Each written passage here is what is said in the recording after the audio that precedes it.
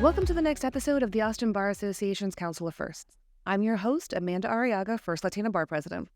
In today's episode, we're doing something a little bit different. We've partnered with the National Conference for Bar Presidents to do a series of interviews with bar leaders from around the country here in Louisville, Kentucky. So I'm happy to introduce you to all of these leaders that you might not know because they're not from Austin. Afsoon-McClellan is the Director for Global Associations at LexisNexis. In this role, she manages the LexisNexis relationships with U.S. legal associations and leading industry groups. She partners with global associations on corporate social responsibility and rule of law projects, including initiatives addressing women in the law and DEI. She received the Chair's Award from the American Bar Association's International Law Section for her work on women's right to vote. I'm so happy to talk to Afsoon-McClellan. Thank you so much for being with us today. I appreciate it. I'm so excited to chat with you. We're going to start with the story of your life. And so you immigrated with your family from Iran. Why did your family choose the United States, and why did you want to be a lawyer? So I think the choice was much more happenstance than purposeful. We had family here who was studying in Boston. And then the timing was such that it coincided a little bit with the Iranian Revolution. And because my father worked for the government, we were advised not to return. So if we were here already, we decided we had family here. It made sense. And there were opportunities for my father. My father was a computer guy back when computers were dinosaurs. So we ended up immigrating to Boston originally, and then moved to Ohio because that's where NCR was, and that's where he was going to work. And my first kind of career path in terms of thinking what I wanted to do when I grew up wasn't really a lawyer. I mean, we had a lot of doctors and engineers in our family, but not really lawyers. And it wasn't until high school and mock trial that I thought, that's exciting stuff. But it was also the time of LA law, where everything seemed like the law seemed very sexy and fast paced. And then I was told I argue really well. So the law became something I was incredibly interested in high school. And I wanted to leverage law school and a legal career into the diplomatic corps. And I think that's where my life story kind of meshed with my desire to do legal work. And then frankly, I realized I'm not great at diplomacy. So that really wasn't going to be the thing I ended up doing. But it definitely taught me a different way to approach issues, different way of thinking. And then it's allowed me to pursue my passions in terms of advocating for those less fortunate and working in the rule of law space. So I've been very fortunate. And you've been at LexisNexis for over 20 years. I have. And every lawyer's heard of LexisNexis. Yes. But you work on some things that I don't know that lawyers know that LexisNexis does. So tell me about some of the projects and initiatives that you're really proud of. It's very interesting to me because if you ask a room full of lawyers, especially what LexisNexis is, we're known as a research organization, but we are a technology company, really. And over the course of the last decade or more, really, but the last decade for sure, we have done some incredible work in the rule of law space. And that's, like I said, the area that I'm most passionate about. We launched in 2019 the LexisNexis Rule of Law Foundation, and it is a nonprofit focused on advancing the rule of law really around the globe. So we do work in Asia, in Africa, in Europe, in the Americas. And I have been fortunate in my role in doing a tremendous amount of rule of law work in terms of finding opportunities to partner, whether it's with bar associations or law firms or other legal entities on their rule of law projects. We have projects, obviously, of our own, but my goal is to find I hate to use kind of corporate speak, but synergies between organizations where we can lend our time and talent, meaning collectively our employees at LexisNexis, to efforts already in progress. Because I think that's where you get momentum, right? You're able to move projects forward and to make an actual impact on whether it's your community or a community that you're working in.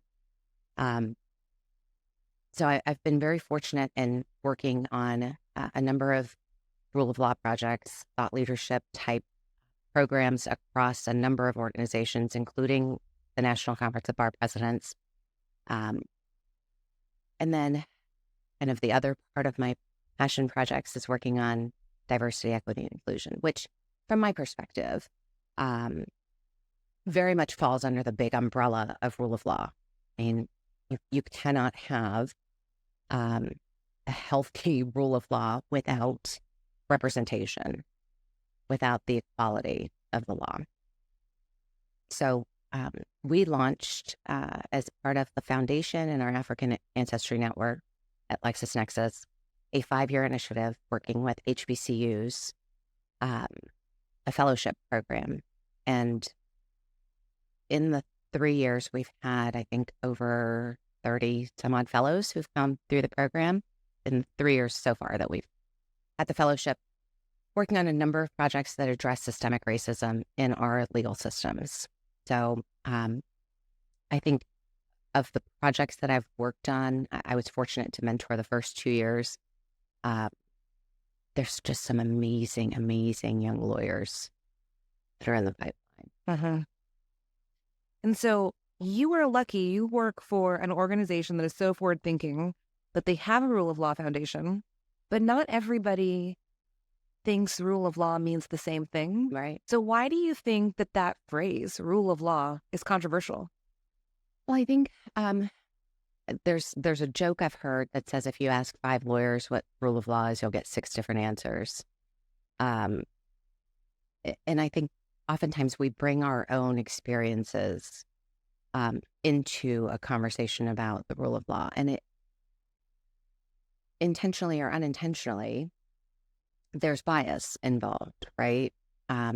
Whether it's our political leanings or ideology, our religion, etc.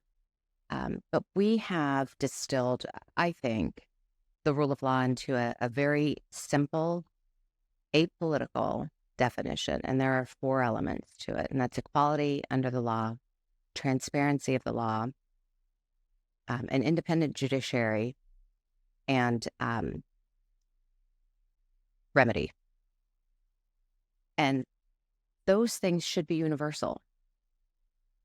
I think as a foundation for a thriving society, you have to have those 4 things for rule of law to exist. But I think we're all human. And so we bring those experiences and our biases into the conversation, and it gets a little bit tense when that happens. But if you boil it down to nuts and bolts, I think those 4 things really capture what it means to have rule of law. How can lawyers support what LexisNexis is doing with the Rule of Law Foundation? So there are, I think, a number of avenues. First and foremost, obviously, you can always donate. But beyond that, similarly to Lexis employees offering their time and talent, lawyers can do the same. So we have projects that we work on through the foundation. But also, as I mentioned earlier, if there are projects that an association or a law firm is working on, we would love to partner with them on that, to bring our people's time and talents to bear on it. But really, it's just about having the conversation about what's most important to you. Where do you want to make an impact? And then we figure out how to make it happen. Since you also have done a lot on the DEI space, do you think the legal community is on the right track to becoming more diverse, equitable, and inclusive? I think the fact that we continue to have the conversation is good, that we're willing to recognize that there's room for improvement, I think is a huge step. And it's positive forward progress. Um, do I think that we are where we should be right now? No. And I don't think very many people would disagree with that. I think there is significant underrepresentation in people of color in the legal profession and frankly in leadership positions within law firms. The same thing with women in the law. I think there's great room for improvement, but that means there's room for improvement, that we can get there. It's just a matter of continuing to have this open dialogue about why it's important and putting real concrete kind of goals around moving that needle as opposed to acknowledging that it exists, but not really doing anything about it. So my final question is, why is it that you and LexisNexis continue to be such great supporters of NCBP? We are like-minded in the sense that I think we're all working towards the same goal, and that is not just advancing the rule of law, but restoring our legal profession to its roots, and that is fighting for those who are less privileged, representing the underrepresented, and ensuring that the laws of the land remain the laws of the land. There are some amazing people at NCBP who are doing tremendous work, and it is truly a privilege to be able to partner with them. Well, thank you for being a supporter of NCBP, and thank you for talking to me today. I have loved it. Thanks so much. I appreciate the opportunity.